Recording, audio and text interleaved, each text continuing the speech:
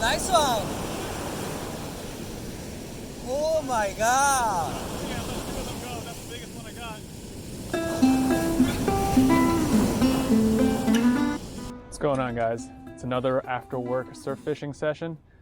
But I know the last one where I came off of the surf, caught a couple of small guys and some stray Dungeness crab around here, but I want to actually cook something up today, so that's what we'll go out there for. So we're targeting, honestly, we're going to target whatever's going to bite. So honestly, I'm looking for some perch. I'd like a striper, but let's see whatever bites, man. It's just nice to just get that tug going. So, all right, let's get going.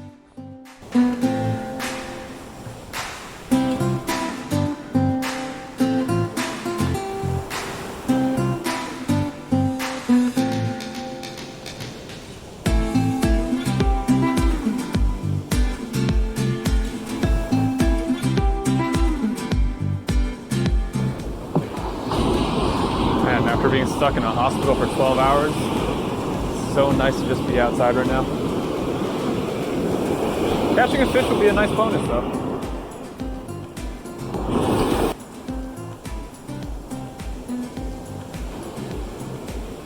So the way I'm doing this, the way that I'm presenting my bait or my lure, or this is actually a grub, the way I'm doing this is actually, I'm constantly reeling very slowly, but every now and then, I'll kind of pump the rod. So I'll do a constant slow, oh, there it is, bite. No, he didn't take it.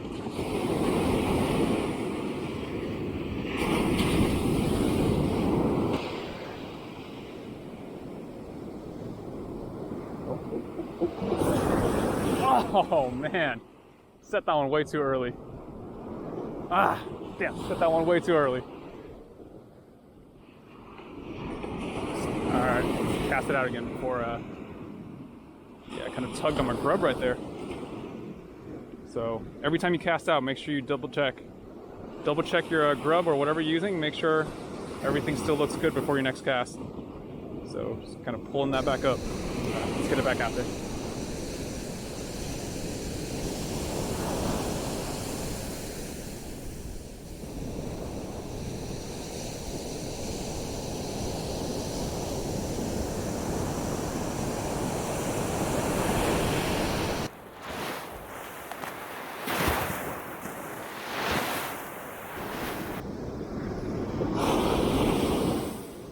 Just waiting for this kayaker to come through, so gotta learn to share the space here. So we don't own the beach, they don't own the beach, but we all work together. So I'm not gonna cast until he's done what he needs to do.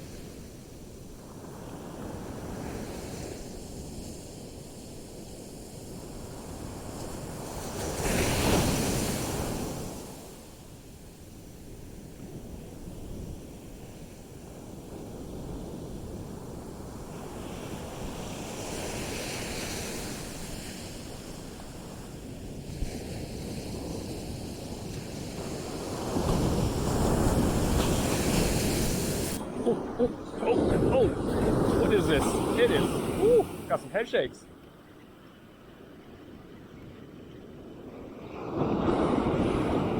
Woo, feisty little perch.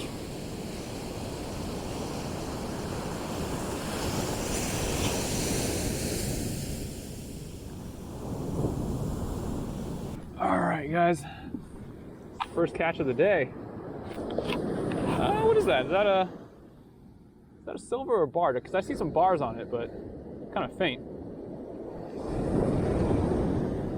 Can you guys tell me what that is? I mean, it's not a red tail, so I know there's no size limit, but it's kind of got like a purple along its back too. Huh. pretty colors. But this one's actually not a bad size. So this one, we're gonna be cooking this one up. So I'm gonna get some water, keep this guy alive for a bit, and then we're gonna keep fishing a little bit because I just got here. Probably been about 20-30 minutes so far. So, all right, let's get this guy put in the bucket first. All right, so little tip for you guys that don't have a bucket yet, or you just have a regular one of those 5-gallon buckets you get at a hardware store. I actually like using these. I keep this collapsible bucket in my backpack, and this is perfect. It kind of folds out, and it's 20 liters. So this is more than enough for surf fishing, or if you get a moderate sized rockfish, definitely will fit in here. So let's go get some water. All right, so the bad part about this bucket, it's actually kind of hard to get water from the surf, but I have enough here for that fish, so let's keep him inside. All right, so I'm trying to get in the habit of actually talking about the setups I'm using. So it's actually a 9-foot Daiwa surf rod. It's pretty vintage, stainless steel guides and everything. And my reel is a Daiwa BG 4000, and that's spooled up with 40-pound J-braid. That's 8-strand J-braid. So that is going to some egg sinkers. That's going to total 1.5 ounces. And then from there, it's going to be a snap swivel that is securing my leader. The leader is 8-pound mono. That 8-pound mono goes to a number 6 or a number 4 bait holder hook, to which I have a 2-inch red curly tail grub. And that's all I'm using. So hopefully that's helpful. I don't actually know. I'm still learning, so like I said, I'd love for any tips and tricks or any kind of suggestions from you guys. I'm happy to hear from you guys. Yeah, let's keep fishing, guys.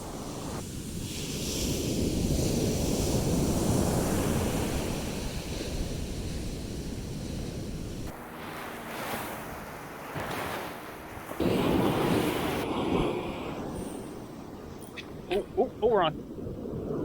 Ooh, got some head shakes on this guy.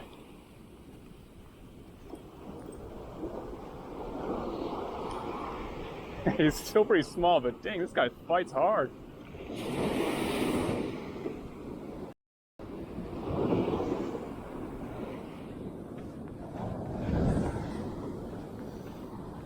There he is. Same pattern as that last one. Kind of a grayish on the back with a little bit of olive or purplish colors. And some very, very faint bars.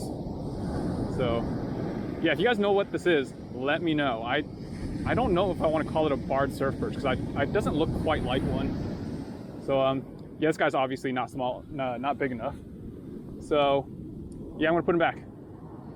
And also, always watch your back if you're near the water. Some of these waves, they'll get you.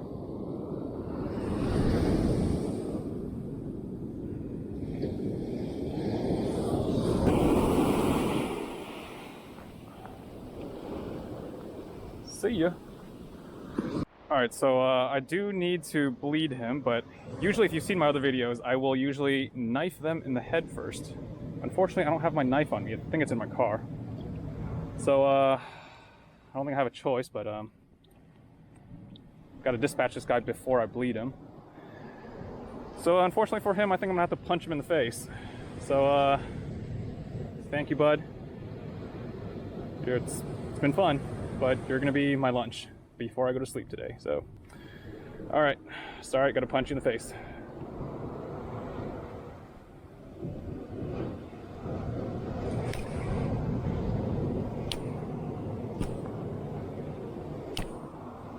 All right, I think that's it.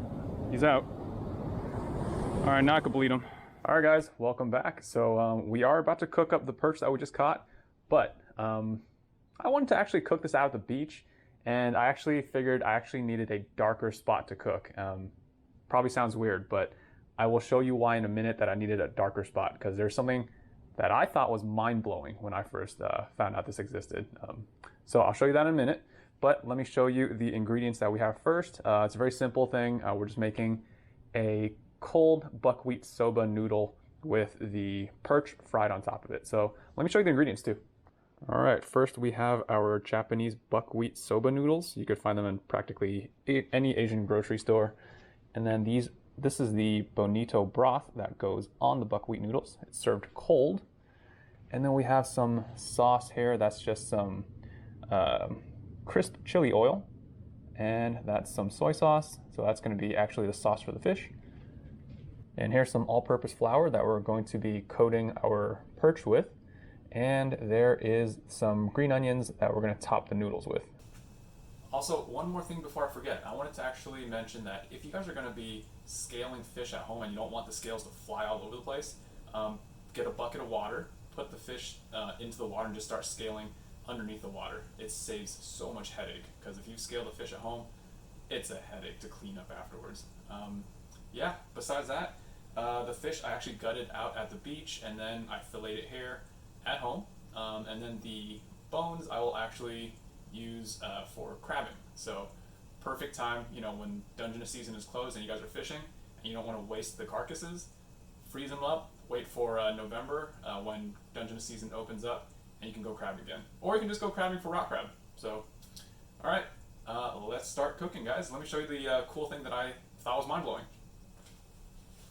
So that is a soda can alcohol stove, which I had no idea existed until like maybe a month or two ago. It's a soda can that you cut up and then I mean, check out YouTube. There's tons of tutorials. This has been around for a while. And then the alcohol or the fuel source. This is heat. It's an antifreeze, but it's actually it's almost pure methyl alcohol. And if you want to power these things, any kind of pure alcohol form typically works very well. So 91% isopropyl or denatured alcohol, and heat is actually really popular in the camping world. So the way you use it, pour some heat in there. I'm going to fill it about halfway full.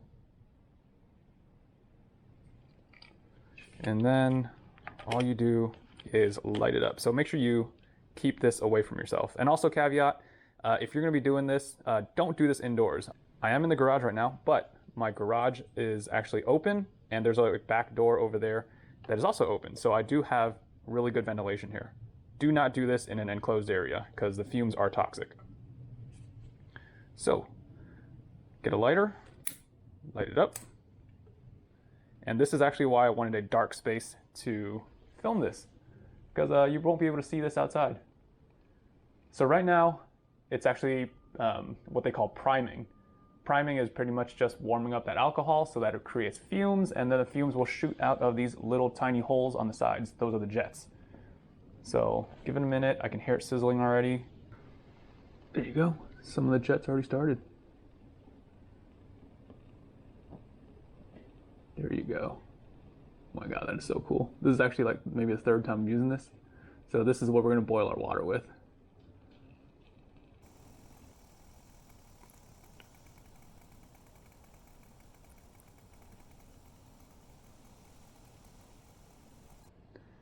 All right, while we wait for the water to boil, I'm just going to start coating the perch with some of the flour, and actually made a crosshatch on it. Crosshatch actually just makes it not curl up as much when you're cooking it, so I think it actually looks kind of cool too after it's cooked. So let's get a good coating on this. All right, that should be good. All right, water's boiling, so let's get the soba in. Not gonna lie, I still think this is so cool, being able to cook with a soda can.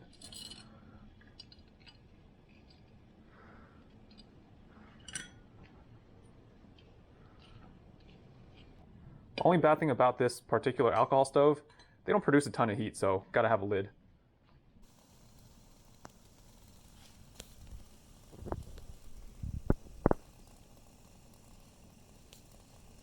All right, so noodle's been going for probably like 6 or 7 minutes now, so let's give it a test. That's pretty good. I'm gonna get rid of the water, and then let's move on to the fish.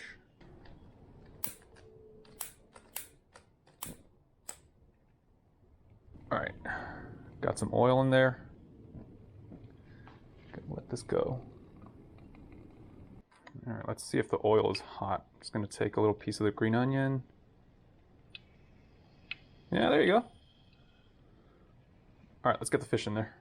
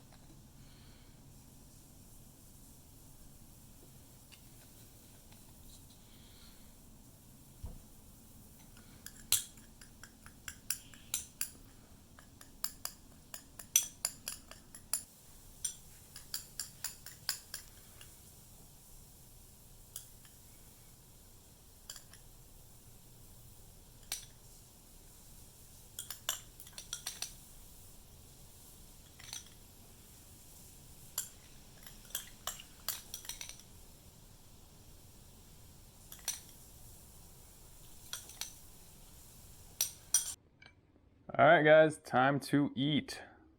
Took actually pretty long to cook this because that soda can can't actually give out, a ton of heat. So I think I fried the fillets for probably 10 minutes or so, but let's give it a try.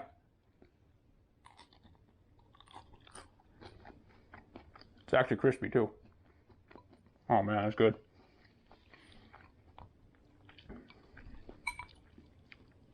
Oh man, I never thought that I was ever gonna cook a meal on a soda can.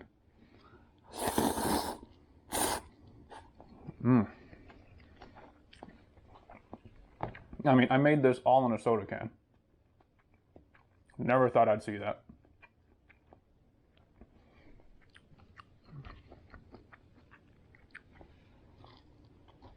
Oh yeah.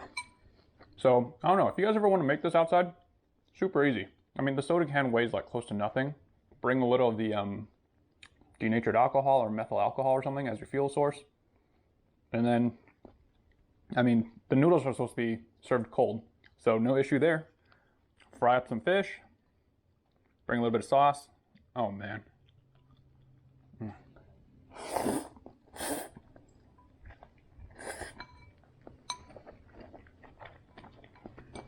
Man, I wish I didn't have to go back to work tonight. But, well, work hard, play hard, right?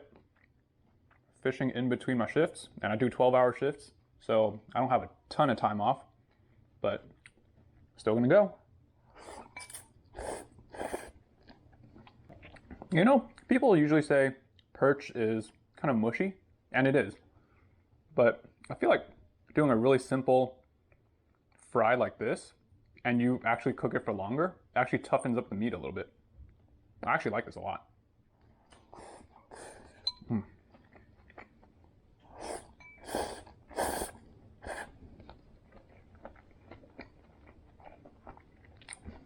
You guys gotta try this. I mean, it crisped up pretty damn well for being cooked on a soda can. Oh, that's good. So, as I was making these, I was thinking, what's a cool can that I could use? Everyone uses a beer can just because, beer. But I found this old school soda that we drank a long time ago as kids. Hold on, let me show you.